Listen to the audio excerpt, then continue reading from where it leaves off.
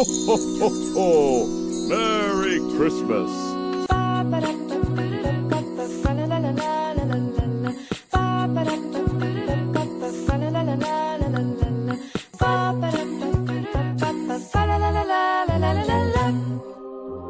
Нэгэн гэлэн маань ертөнцийн мөх бусыг үзүүлж тамд очижээ л дээ.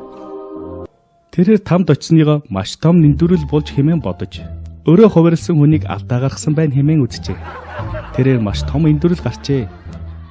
Хэн нэгэн хүнтэй миний өрөөг андуурсан байна. Шалгаад өгөөч. Би насан туршдаа өдөржин шөнөжин бурханд залбирсан. Би яах аргагүй диваажинд л очих ёстой. Намайг хэн нэгэндээ андуурсан юм шиг байна. Тэмдэглэлээ шалгаад үзээч гэж хэлжээ. Тэгсэн өөрөө хувирдаж байсан хүн тэмдэглэлээ 2-3 удаа дахин нэгтэлж үтсний эцэст үгүй эмэгтэй таныг яах аргагүй тамд хувирсан байна гэж хэлжээ. Гэлэм намайг нэг даруй бурханд хүргээд өг. Би түүнтэй уулзаж үнэн мөннийг мэдмээр байна гэж хариулв.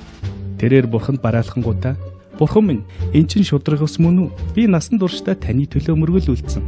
Харин та намайг тамд хувирлаж байдаг. Тэгсэн бурхан тийм ээ таныг энд ирээд намайг дахин бүү зовоогосоо гэсэндээ тэгсэн юм. Би энд чих амар баймаар байна гэж хариулжээ. Гэлэм та тэр таксины жолоочийг хараач дээ. Тэр диваажинд харин би тамд байх гэж бурхан тийм ээ түүний галзуу хувцтайгаар машинаа барьж явах үед хүмүүс чин сэтгэлээс намайг бодож залбирдаг байсан юм. Тийм болохоор би түүнийг диваажинд хувирлсан юм гэж хариулжээ. Тэнгэрлэгийг хэрэгхийг бид таамаглах чаргагүй юм.